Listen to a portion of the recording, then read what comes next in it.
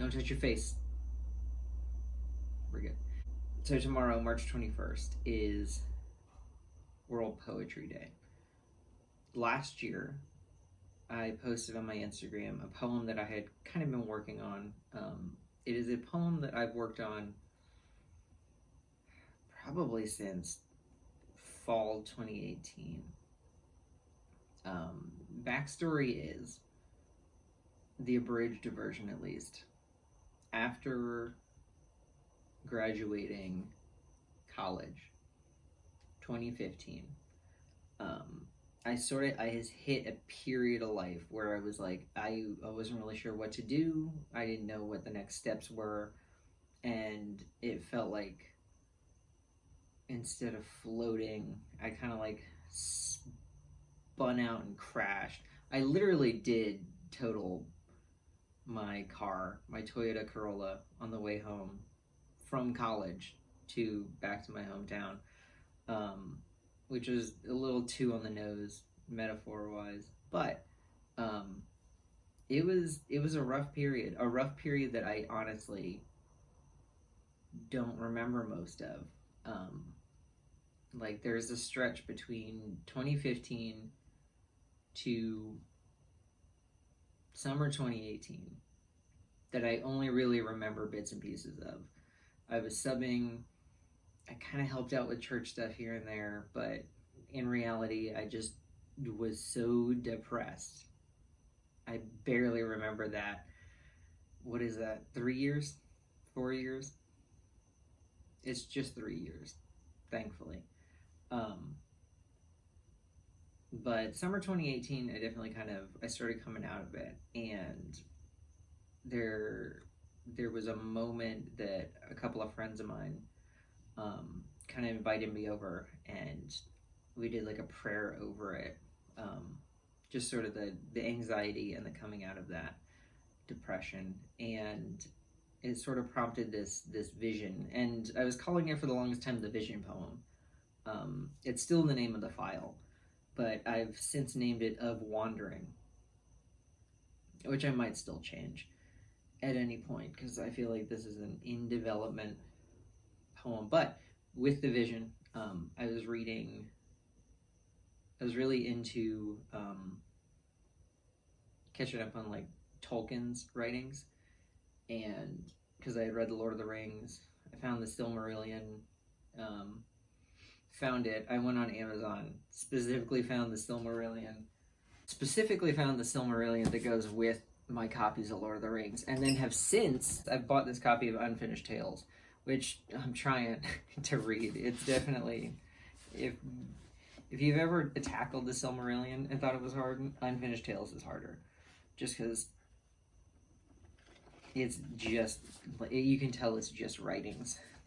I was reading some of his poetry, Tolkien's poetry, and there was kind of a style that I really liked, and I wanted to kind of try and replicate it, and so I ended up thinking it's like, oh, I got this vision. I don't know why I air quoted. I got this vision in my back pocket, and poetry would probably be like the perfect way to kind of express that. So I started writing. Poetry is not necessarily my strong suit. It's a lot of structure, which I enjoy. I was drawing the picture that I was drawing yesterday was for this, and I'm still going to work on the artwork for it.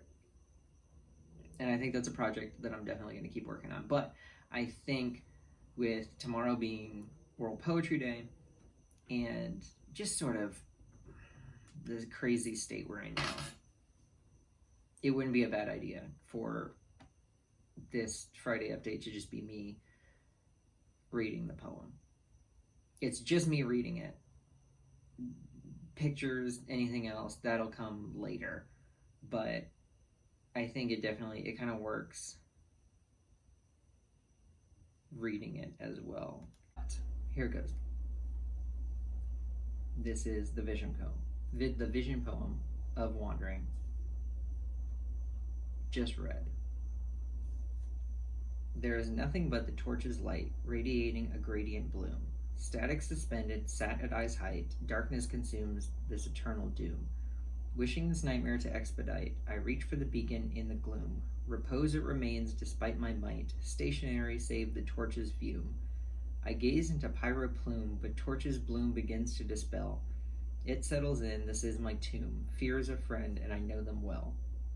Just past the torch, a dresser now clear, atop the dresser a vanity. Mirror reflected, I now appear, a queer mimic of my sanity. 3 drawers by 3, I inspect for gear, abounding each but one scantily. Last drawer a flashlight, the torches peer, this light though of my own faculty. By my own power clarity, in beam of light another did dwell, lovely with no humanity. Fear is a friend, and I know them well. This friend so dear, I know at first glance, stealing their face from a counterpart. My hands tremble in a mating dance, eyes quiver in step with rapid heart. I think, therefore I fear this romance, a corrupted reading of Descartes. But to save them I seek a chance, the healing process I must outsmart. A whisper reveals this boggart, delirious desires I quell. With force I force them to depart, fear was a friend, and I knew them well. Avoiding my eyes they say good luck, as they exit through the wooden door. Lonelier now, my emotions stuck. I return the flashlight to the drawer. To the torch again I reach and pluck. The room is now of pure white decor. And yet I feel like a sitting duck. The call to retreat I must endure. Endure. We got this. This wound I can ignore no more. My next step I now fear to follow. Through the door I'm called to explore, not lost but wondering where I'll go. Change scene into a lush jungle green, no need for salt, keep forward my gaze. Flora engulfed, no paths in between, foliage now a lingering haze. Echoes of rushing water stay unseen, a heading in this trialing maze. Paces later I reach the stream, warmth now provided by sun's rays, which I'd been foolish not to praise, such as I had this restless flow. Follow forth river my trail to blaze, not lost but wondering where I'll go. My guide tumbles and drops off the earth, below the roar of this waterfall. Blast of white mist I see from my perch, the torch I let fall to judge how tall. A tall falls it was for what it's worth. Blind leap I take like a sudden squall. Not to bring my end, but my rebirth, better than the blinding call to Saul. Claim the torch to shore I crawl. My guide still flows, follow apropos. Finally, no longer AWOL, lost no more, wandering where I'll go. Down the river I reach a sawmill, perhaps a place where one can find rest. The river flows through a water wheel. Down the round blade the lumber progressed. Toward the center, former trees spilled, waiting patiently to be processed. A man sits by the wall, hunched and still, strained breath rasping through his bellowed breast. Carpenter rags his Sunday best. Witnessing me, pain transforms into glee. I ask, are you to aid my quest? His small voice states, if you'll allow me. I desperately want to, I say, but I can't trust myself to follow. Under his rough beard a smile spread. Why hold to this pity you wallow? Because you are scared, jobless, unwed, you reach for passions like Apollo? He said, would not this be better bred? 'Tis not, as you think, tough to swallow. Your passions are far from hollow, your future you should be keen to see, so cease to live in this giallo. Lumber in hand, he says, follow me. The walk was tough, hands rough and bloody. At the bend, a wooden house sat charred. Of what little remained looked cruddy, could be mistaken for avant-garde.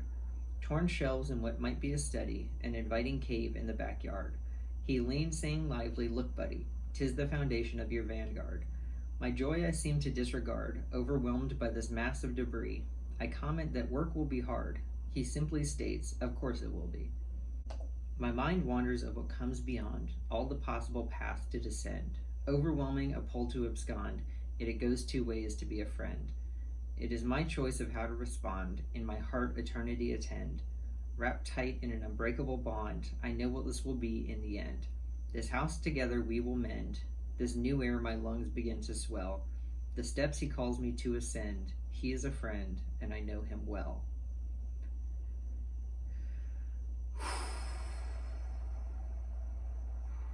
So that's the current draft of the Vision poem. I hope you guys enjoyed that. That's, I think, kind of what I'm just going to do today. I think I'm saying this like it was a light, like, This is one of the deeper things I've written in the past few years. But I hope you guys enjoyed that. I hope you guys are staying safe, washing your hands, not touching your face, not going out unless you absolutely need to. But nice. Have a good week. We're all in this together. Godspeed.